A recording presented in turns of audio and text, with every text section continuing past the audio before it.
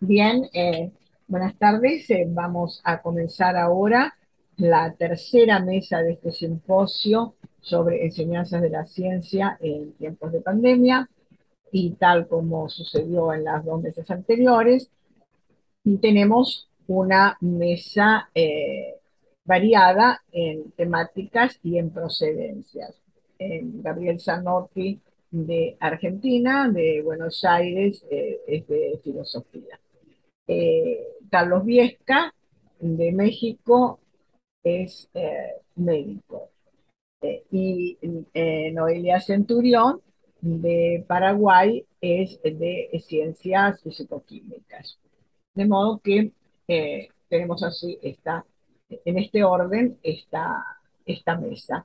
La dinámica la misma, así que vamos a escuchar a los tres expositores que no, ya se van a presentar al hablar de su propia actividad en esta época de pandemia y de la disciplina, de las dificultades que tuvieron, de modo que eso ya va a servir de suficiente en preparación. Eh, a cada uno le aviso unos minutos antes de que termine su tiempo. Así que sin más preámbulos, adelante Gabriel, te escuchamos. Bien, buenas tardes a todos. Gracias, Celina, por esta invitación. Y sí, me parece bien que reflexionemos un poco sobre qué enseñanzas tal vez nos ha dejado esta experiencia de prácticamente un año y medio, ¿no? De enseñanza online repentina y un poquito a la fuerza, ¿no? Como todos saben, la relación entre tecnología y educación había sido ya muy trabajada desde los 70 o desde antes, que algunos pedagogos estaban hablando de la telemática como posibilidad de incorporación de la pantalla a los medios educativos. Eh, de hecho, había dos pedagogos italianos que estaban hablando mucho de ello, que eran Luigi Volpicelli, ya en la década de los 50, y Giovanni Gosser en la década de los 60, sobre el tema de la incorporación de las nuevas tecnologías, y ellos ya visualizaban un futuro, claro, en la época en la que estaban, en donde pantallas de televisión y de cine pudieran ser utilizadas, ¿no? Con fines educativos y pedagógicos específicos. Eh, Aparece también ahí el debate sobre nuevamente la diferencia entre educación formal e informal, ¿no? ¿Qué importancia tienen los medios, la educación informal y las nuevas tecnologías de la comunicación en la enseñanza informal? Pero todo esto antes de Internet, ¿no? Eh, Cuando surge Internet, bueno, todos saben que poco a poco comienza, muy poco a poco comienza este tema de las clases online con diversas plataformas. Y se podría decir que en el 2019 el tema estaba ya muy eh, incorporado a la enseñanza de posgrado de diversas disciplinas, ¿no? Y eh, algunos ya estaban hablando de cómo incorporarlo esto sistemáticamente a las aulas de primaria, secundaria y universidad en cuanto a grado, el terciario, universitario y no universitario. Pero claro, el 2020 tomó a muchas instituciones totalmente de sorpresa. Algunas reaccionaron lo mejor que pudieron, otras no tanto, ¿no? En algunos casos fue bastante heroico el proceso de reacomodación de toda la tecnología que se pudiera brindar para seguir dictando toda una carrera universitaria online. Eh, pero claro, esto de alguna manera eh, incentivó algunos problemas. Eh, Primero, hay que tener en cuenta que eh, eh, las famosas plataformas y sobre todo el famoso Zoom, ¿no? Que tuvo un periodo de apogeo y todavía lo tiene, ¿no? El famoso Zoom, eh, no, este, no fue la solución como muchos a veces preveían, incluso antes, ¿no? de la pandemia, porque lo que desde el punto de vista didáctico, pedagógico, lo que desde el punto de vista de la filosofía de la educación no estaba resuelto en el aula, no se iba a poder resolver en el Zoom, porque al Zoom se trasladaran todas las virtudes y todos los defectos del aula, ¿no? Entonces, tanto para la enseñanza de ciertos paradigmas un poco ya fijos y rígidos, como para la enseñanza de la filosofía, eh, lo que se hizo fue trasladar al Zoom las dificultades que ya teníamos en el aula, ¿no? O sea, primer punto a debatir es en qué medida el aula, como habitualmente se la concibe, sigue siendo un producto del positivismo pedagógico del siglo XIX, con muchos méritos en su momento, pero tal vez con un defecto filosófico implícito que es suponer un sujeto pasivo de educación, el alumno, un sujeto activo, un sujeto que dicta, el alumno recibe y repite, ¿no? Por supuesto que esto se ha tratado de modificar infinidad de veces, el movimiento de la escuela nueva en los años 20, pero pero los incentivos y la estructura física del aula están dados para, ¿no? ese tipo de positivismo pedagógico que presupone que el ser humano es como una especie de máquina grabadora que recibe datos y los repite, ¿no? Eh, desde luego, en el aula no online ya había muchos profesores que trataban de superar este problema y en el aula online también, pero la estructura del aula sigue siendo la misma. Desde luego, en algunos casos, ¿no? Con algunos, como dije, contenidos fijos, algunas disciplinas que empaquetaban lo que se llama cierto núcleo de información que podía ser absorbido por alumnos en silencio y luego ser repetido. Eso ya se hacía antes en algunos posgrados muy técnicos en ciencias naturales o tal vez en finanzas. Eh, pero claro, en la enseñanza de la filosofía, el problema fue peor, ¿no? Porque en la medida que eso se hiciera en la filosofía, se atentaba contra el mismo carácter dialógico de la filosofía y el problema en el online fue peor, porque acabo de decir algo que ya seguramente se ha dicho, la vida universitaria y el contacto personal entre profesores y alumnos es insustituible, porque además esa vida universitaria a veces corregía lo que la misma estructura del aula ya no podía hacer, ¿no? Por ejemplo, los horarios de consulta, las reuniones informales entre profesores y alumnos, suplían a veces los defectos intrínsecos a la estructura del aula. Y eso ya obviamente no se pudo hacer, lo cual evidenció aún más la crisis de la estructura tradicional del aula y además puso en crisis el famoso tema de la evaluación. La evaluación como evaluación de repetición de datos, ya sea un dato de ciencias naturales o ya sea en cierta ingenuidad hermenéutica tomar el texto de un autor como el dato a ser repetido, ¿no? Bueno, eso generó permítanme decirlo así, el sempiterno problema, ¿no? de la copia y convertir al docente en un policía persiguiendo a los delincuentes que se copian, porque la estructura del aula y la estructura de la repetición de datos incentiva eso. Pero claro, cuando llegó el momento del online, eh, este, algunos de mis colegas se volvieron definitivamente locos, ¿no? Frente a la obvia imposibilidad total y completa de controlar la copia.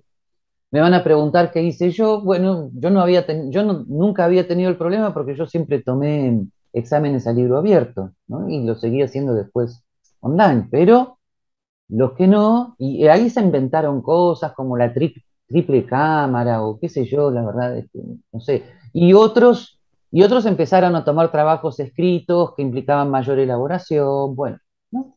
Pero esos problemas se manifestaron agudamente. Todos conocen perfectamente el fenómeno de las cámaras apagadas, silenciadas, cosas totalmente imposibles de controlar. O sea, ya la estructura del aula tradicional incentivaba este problema, ya la estructura del aula tradicional producía, ¿no?, el fenómeno de una serie de alumnos eh, que estaban física pero no espiritualmente presentes en el aula. Bueno, y esto obviamente agrava la cuestión, ¿no? Eh, eh, en ese sentido, eh, eh, por un lado soy escéptico en cuanto a que esta situación de pandemia haya logrado mayores efectos didácticos. Es verdad que la mayor parte de nosotros recurrimos a toda la inventiva que pudimos para que algo del otro lado pudiera llegar a interesarse por lo que estábamos haciendo, pero era, era obviamente más difícil que en la situación presencial. Eh, y, por lo demás, eh, tal vez sí algo se aprendió en cuanto a la posibilidad de interacción entre los dos sistemas, ¿no? Ahora se ha aprendido a trabajar con el aula híbrida, hay mayores interacciones entre las posibles tecnologías y la presencia del docente. Eh, Tal vez algunos docentes han aprendido más que su papel en tiempos de Internet es precisamente el profesor guía, el profesor tutor, ¿no? Que debe delegar sanamente en los alumnos un trabajo personal e insustituible con las nuevas tecnologías de la comunicación, ¿no? Tal vez el margen de optimismo que podemos tener es que esto pueda de alguna manera vislumbrar algo que algunos pedagogos han llamado la tercera etapa de la política educativa. Esto es una situación donde las nuevas tecnologías de la comunicación, y esta vez en Internet y todo lo que eso implica, redes sociales, YouTube, etcétera, etcétera, ocupen gran parte del trabajo personal del alumno, siendo el profesor tutor, el que está al lado de eso, pero no sustituyéndolo o no intentando competir con ello, lo cual implicaría toda una reestructuración de nuestro sistema formal de enseñanza, ¿no? Eh, pero eh, estas transformaciones son lentas o sea, son transformaciones culturales lentas, ¿no?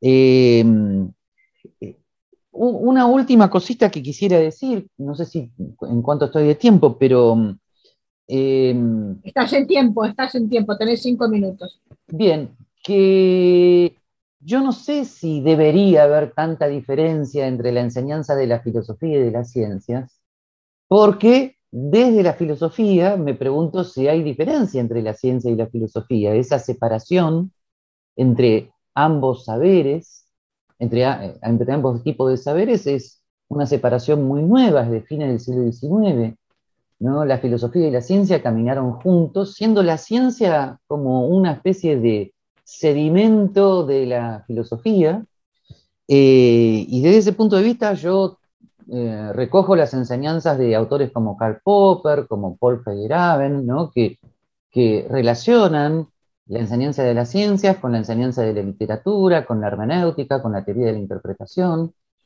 Creo, no me quiero meter en otros ámbitos, que enseñar física no es enseñar a repetir la fórmula de Newton, sino enseñar de dónde viene la fórmula de Newton, cuál fue la interacción filosófica de Newton con Kepler, de Kepler con Galileo, de Galileo con Copérnico, de Copérnico con el Renacimiento. Eso creo que es saber física. Y desde ese punto de vista, si encaramos bien la enseñanza de las ciencias, no tienen una diferencia abismal con una enseñanza de la filosofía que obviamente debe ser también dialógica, ¿no? Y contextual, ¿no? Este, una vez lograda una enseñanza dialógica y contextual de la filosofía y de la ciencia, que es un sedimento de la filosofía, eh, eh, todo lo que el profesor pueda hacer después de la indispensable toma de contacto personal con el alumno, entra. Ya sea una sesión espontánea en Zoom, ya sea ir a tomar un café, ya sea reunirse en la sala de profesores, lo que fuere, entra. Pero tiene que haber, ¿no? Una toma de contacto personal, perdonen la expresión escolástica, con una unidad alma-cuerpo, ¿no? En el proceso de aprendizaje, ¿no? Después de lo cual entonces el Internet tiene sentido, ¿no?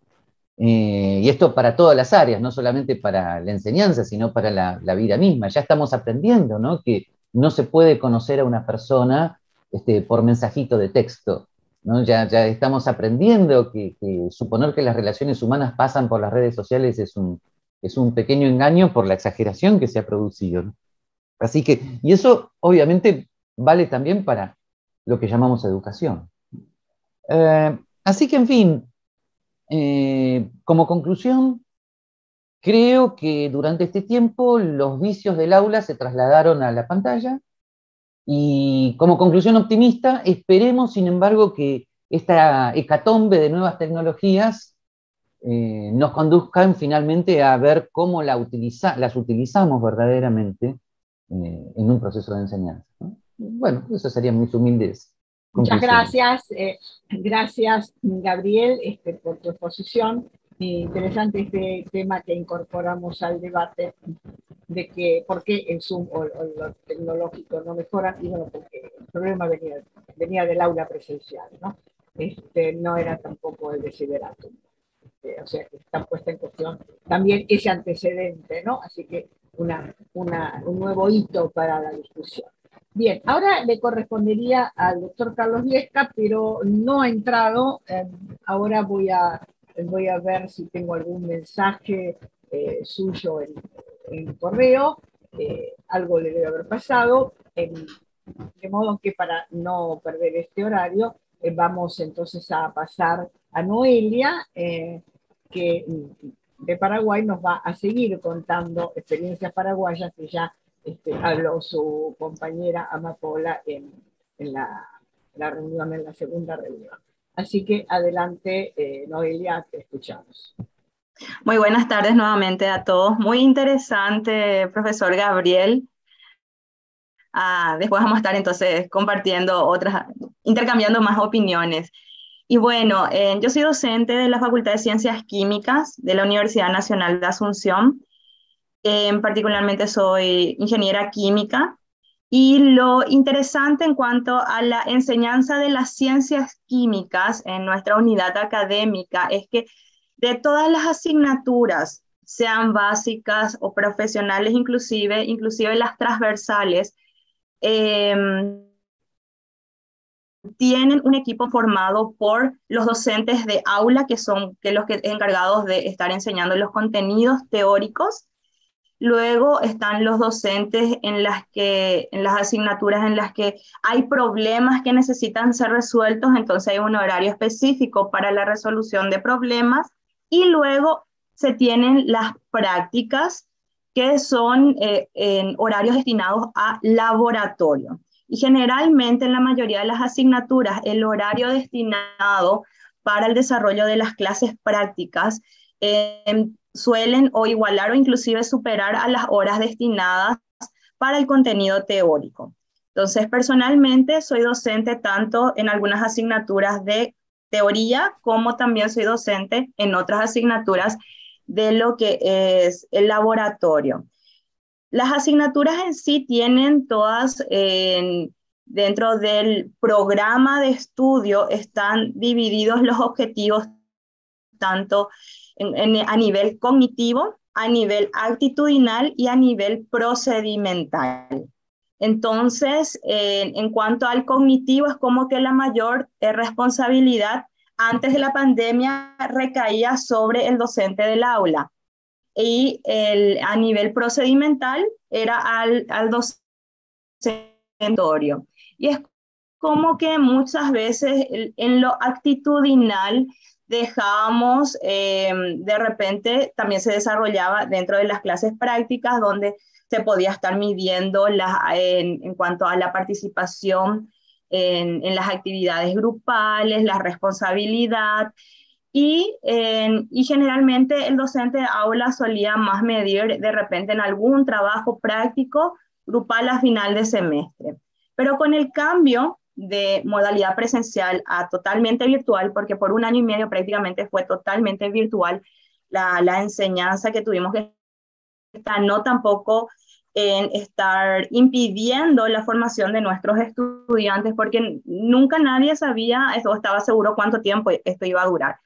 Entonces, en nuestra unidad académica hubo una pausa por unos meses en donde cada cuerpo docente tuvo que estar dialogando y viendo la posibilidad de cómo va a estar desarrollando la labor que le tocaba, sea ya en cuanto a si era docente de teoría o docentes también de práctica. Personalmente en lo que era en las asignaturas donde yo era soy profesora de laboratorio, una gran ventaja que tuve fue que en realidad en el año 2017 y en el año 2018, por proyectos de innovación docentes donde teníamos la posibilidad o nos alentaban desde la unidad académica ya a poder estar presentando nuevas innovaciones, tanto en el aula de teoría como en el aula de la práctica. Ya pude tener a mi disposición muchos materiales que elaboré antes de la pandemia. Entonces, para la enseñanza de química analítica del área cualitativa, yo tenía ya armado un blog en donde tenía imágenes y videos de los resultados de diferentes reacciones químicas. Entonces, me pude valer de eso como para poder presentar como estudios de caso. Entonces, quizás los estudiantes no estaban haciendo las reacciones, pero tenían a su disposición ya imágenes o videos de acuerdo de lo que sería el resultado de una reacción entre una sustancia y otra. Entonces, por lo menos, si bien nos estaban formando las manos, pero visualmente tratábamos ya de ir formando a los estudiantes como analistas. Y en otra asignatura, que era del siguiente semestre, ya tenía videos tutoriales de procedimientos analíticos bien específicos, que también fue un proyecto de innovación que siempre con los estudiantes estábamos desarrollando. Entonces, este video tutorial, que tenía luego la pauta de no ser más largo de 10 minutos, tenían que estar exponiendo brevemente un contenido, el fundamento teórico. Luego tenían que estar mostrando cómo se preparan los reactivos. Luego tenían que estar mostrando cómo se lleva a cabo la práctica en sí, el análisis en sí. Luego estar mostrando cómo se realizan los cálculos. Entonces, con esos materiales también me pude valer y le presentaba a los estudiantes luego en estudios de caso. Y para que ellos puedan, entonces, tratar de lo que se da en teoría en cuanto al fundamento teórico, estar ya aplicándolo en un estudio de caso que requiere un trabajo cognitivo y un poco de analizar también y poder eso estar plasmando en los cálculos. Entonces, eso fue en cuanto a la experiencia en el laboratorio, bueno, para la enseñanza de las clases prácticas. Comprobamos, y era una realidad que ya estábamos luego teniendo en cuenta, de que la virtualidad no va a estar pudiendo reemplazar para el desarrollo de las habilidades procedimentales, pero luego, cuando ya volvimos a la presencialidad, entonces los docentes de las asignaturas siguientes sabían de que tendrían que estar quizás haciendo un hincapié más importante en cuanto a la habilidad procedimental, pero los conocimientos, la comprensión de los análisis, como tuvieron un buen resultado desde el comentario que hemos recibido posteriormente. En cuanto a mi rol como docente de 5 aula, minutos, Noelia. Sí. 5 minutos. A mi rol de docente de aula, lo que comparto también lo que estaba diciendo el profesor Gabriel, es que tuvimos que volver a ese rol de profesor guía. Entonces, porque muchas veces cuando es corto el tiempo que tenemos en contacto en el aula presencial y tenemos aulas donde hay 40, 50 estudiantes, entonces no había una buena conexión, pero en ese momento que hubo la pausa, siendo también un poco empático, comunicarnos y estar al tanto de que había estudiantes que no tenían las posibilidades económicas, de que estaban viviendo en el interior. Entonces, o inclusive nos enterábamos de que sus familiares estaban contagiados. Entonces, es como que personalmente también me colocó otra vez a un rol más como persona, y de tratar de buscar no solamente en cuidar que los conocimientos teóricos sean desarrollados, sino también en cómo ellos estaban sintiéndose, sus emociones, tratar de animarles para que no dejen su formación, y que cuando eventualmente todo terminara, que pudieran seguir estando en la universidad. Entonces, es como que tuvimos también que, personalmente me conectó bastante también esa posibilidad de poder saber qué es lo que les pasaba, cómo estaban en sus hogares, y animarles. Entonces, eso es lo que ahí quiero estar terminando, y después para poder continuar en el debate. Seguimos entonces con la discusión, y yo quería simplemente recordar con respecto al texto que leí, la parte que habla el doctor García Marcos, de la opción que tuvo su facultad, son 3 opciones en realidad: lo presencial, lo a distancia y lo mixto o híbrido, o sea que el mismo curso, la misma aula sea a la vez virtual y presencial. Así que bueno, abrimos entonces el comentario a los que quieran participar. Las exposiciones han sido muy interesantes, han traído nuevas, lo que nos decía el doctor Viesca, de todos los problemas, ¿no? de los que se desconectan, de las avivadas de los alumnos. Creo que es algo que todos lo vemos, y bueno, fue muy interesante su referencia a que encontró el modo de que los alumnos de Historia de la Medicina, que me consta es una disciplina que opinan que es medio inútil, no le dan importancia,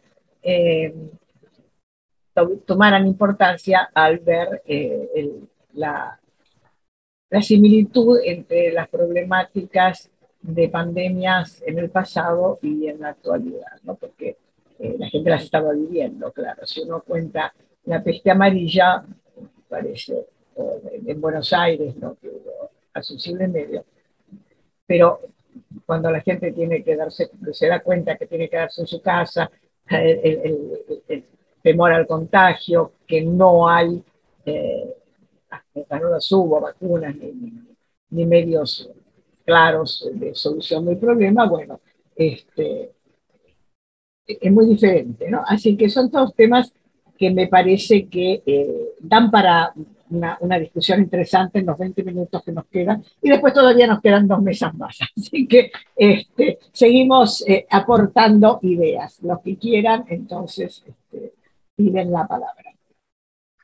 Sí, yo quería agregar que lo híbrido a su vez tiene un problema psicológico que se está viendo porque sobre todo desde agosto a diciembre del 2021 se trabajó mucho con la famosa clase híbrida, que además es muy difícil de instrumentar técnicamente, o sea, algunos presencial, otros online. Eh, Se produce el fenómeno psicológico de que tanto profesores como alumnos que están presencialmente en el aula desconectan con los que están, como a mí me gusta decir, del otro lado del universo, ¿no? Y ese es un problema difícil de solucionar. Gracias a ¿Y que Dios, desconectan en qué sentido? Perdón que interrumpa, no sí, terminé de entender la idea. que Perdón. la atención tiende a focalizarse con los que están presencial. Ah, Eh, el profesor que está dando clase se olvida de que hay una cámara, gracias a Dios, pero y los que están del otro lado, que a veces son 2 o 3, tienen mucho más temor de intervenir que antes, ¿no? Eh, sí, eso, ahora, obviamente, la intensidad es mayor en carrera de grado, menos en posgrado, pero también hace poco asistí a una conferencia que se dio el lujo de tener un importantísimo invitado online, en pantalla, mientras que los demás conferencistas estaban presencial, y cuando llegó el momento del debate, casi todos nos olvidamos del que estaba del otro lado. Así que bueno, esa es una dificultad que se ha visto, ¿no? En este tema de lo híbrido. Y actualmente la tendencia en las universidades de grado, al menos en Buenos Aires, no sé qué pasará en otros lugares, Paraguay, México, en Buenos Aires hay una tendencia a exigir presencialidad en el grado, ¿no? Eso es lo que se ha vivido hasta ahora. con esto de lo híbrido es una pregunta a todos. Mi experiencia es que a veces resulta muy conveniente escuchar, por ejemplo, un panel por Zoom, porque, no sé, es como que no hay interferencias de alguien que se mueve, que tose en la mesa, que hace un movimiento con el papel, etcétera. Pero a la hora de las preguntas uno tiende inconscientemente a preguntarle a los que están en la mesa, Mm, salvo que tenga alguna cuestión muy, muy interesante y puntual con el que está online. Y sí. eh, a esto no es ajeno también la tecnología. Mi experiencia en varias de estas reuniones es que cuando uno tiene que levantar la mano y pedir el micrófono a un empleado que le acerca el micrófono, o se tiene que levantar para ir, para que el que está del otro lado le vea la cara y escuche, es como que ahí hay una cierta retracción. Cuando se trata de Mm. cámaras panorámicas, que uno levanta la mano como, para preguntar lo mismo al que está online que al que está presente, uno no tiene que cambiar su disposición, ¿no? Entonces es más fácil. No sé qué opinan ustedes, esta es mi experiencia. Se me ocurre que en las clases más o menos híbridas debe pasar lo mismo. Sí, sí. Noelia, no sé cuál habrá sido tu experiencia, Sí, pero y en realidad en este año, ya a inicios 2022, en otra universidad, no en la nacional, en otra universidad privada, lo que se llegó a, como la idea era igual no estar todos en un mismo aula y muy llenos, muy encimados, entonces se podría llegar a dividir los grupos de estudiantes, entonces la mitad va, la otra mitad está conectado a distancia y la siguiente semana el que estuvo a distancia se va de manera presencial. Entonces, en cuanto a eso, sí se requirió una gran inversión de parte de la universidad como para que poder colocar en cada aula un buen equipo con buenas cámaras, con micrófono, una buena conexión de internet como para que el que estuviera a distancia pudiera llegar a llevar tranquilamente toda la cantidad de horas, porque cuando es totalmente virtual, la cantidad de horas de repente se podía hacer una hora asincrónico y una hora sincrónico, porque 40 minutos es lo que nuestra mente así está atendiendo fijamente, pero para las clases híbridas, si la clase duraba 3 horas, entonces las 3 horas tendría también que estar el estudiante a distancia. Y ahí es como que también, bueno, durante toda la pandemia requirió que nos pongamos a buscar como docentes nuevas metodologías didácticas. Y en cuanto a lo que también estaba compartiendo el doctor anteriormente, es buscar la manera de mantenerle motivados a nuestros estudiantes, como para que sea ya sincrónico, sea asincrónico, sea presencial, la clase esté tomando un rol activo de su aprendizaje. Entonces, es como que siempre es como teníamos que, yo lo que hacía era para las clases híbridas, tener un recordatorio así en mi pantalla, como para que hay alumnos a distancia.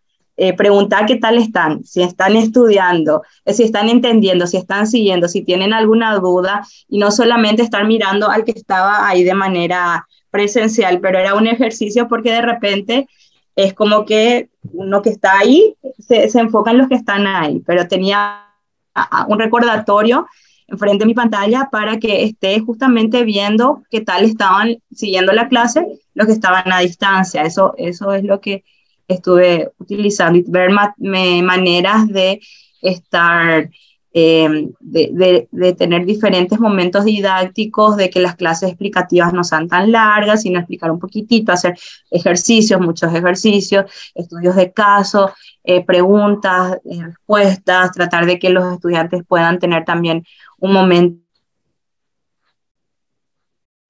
de que puedan resolver. Entonces, lo que facilita Zoom también es crear los pequeños grupos, como para que sea también más ameno todo ese tiempo que tendrían que estar, que tenía que durar la clase.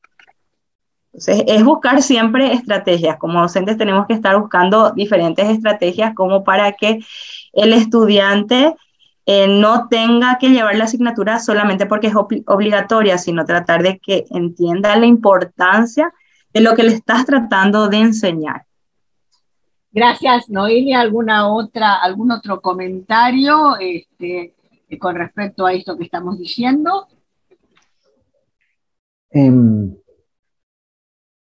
No, sobre la experiencia híbrida.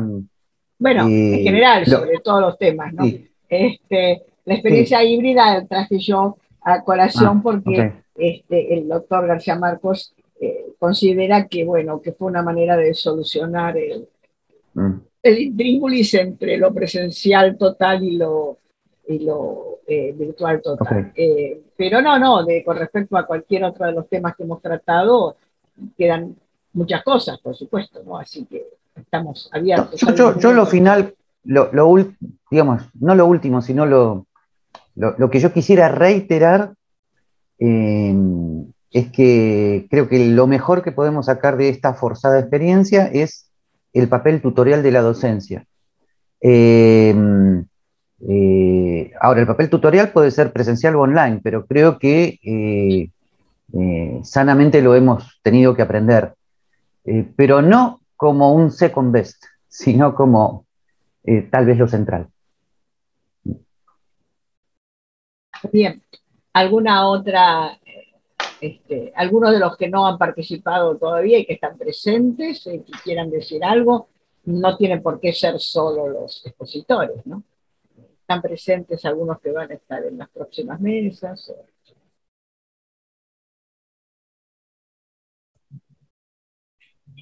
Bueno, si no hay Creo más... que el profesor José levantó la mano. No lo vi. Adelante, José, por favor. No, ahora me apareció la mano. Adelante, José Antonio. Buenas tardes a todos los que estén acá. Disculpen la intromisión, si a ellos se puede llamar, pero me ha llamado poderosamente la atención un punto que se ha mencionado no solamente en todas estas mesas, sino en mesas anteriores, cuando hablan de la filosofía de la ciencia, ¿no?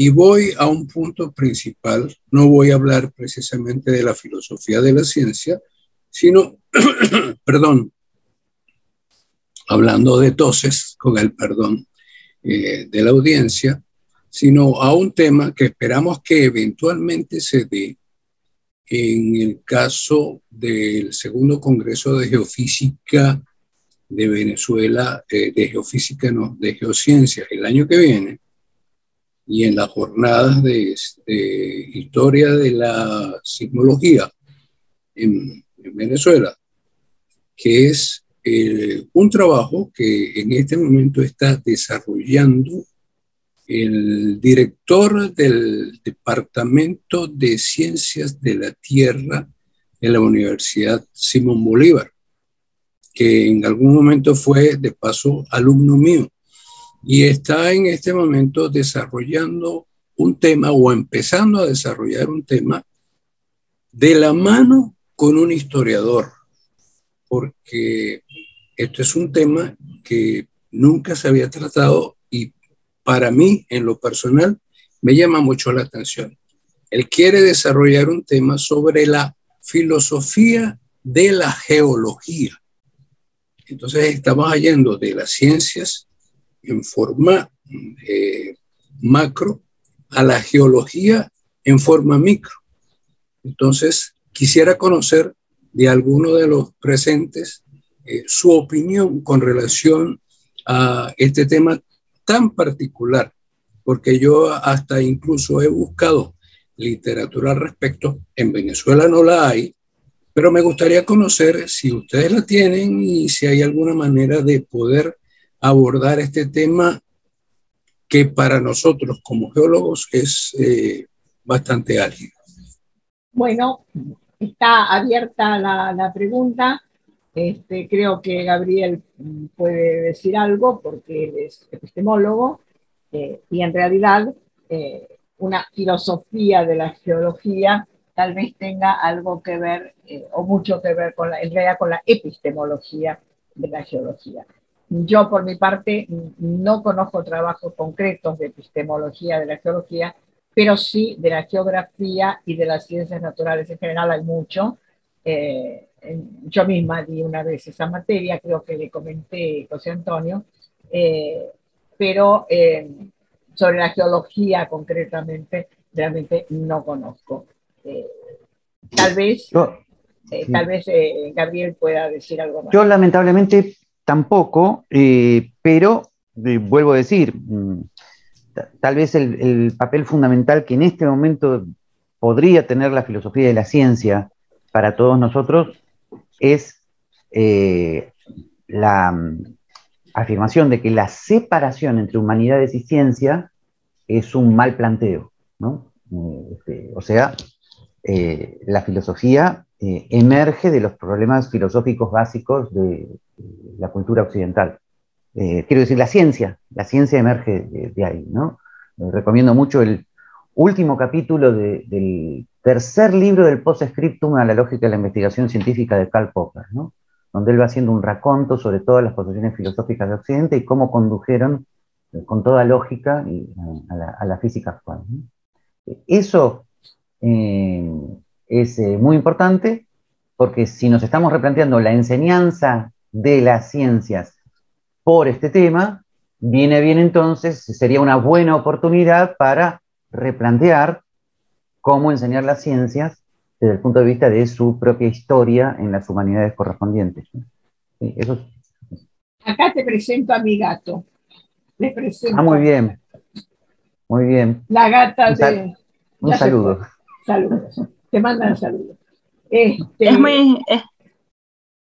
Bueno, permiso. Es muy interesante lo que está diciendo, porque creo que fue realmente Karl Popper, el epistemólogo de la segunda mitad del siglo XX, que puso en cuestión la separación, proveniendo en realidad de un neopositivismo, lo superó y puso en cuestión esta separación que en realidad proviene del positivismo. Está pidiendo la palabra Alejandra, ¿no?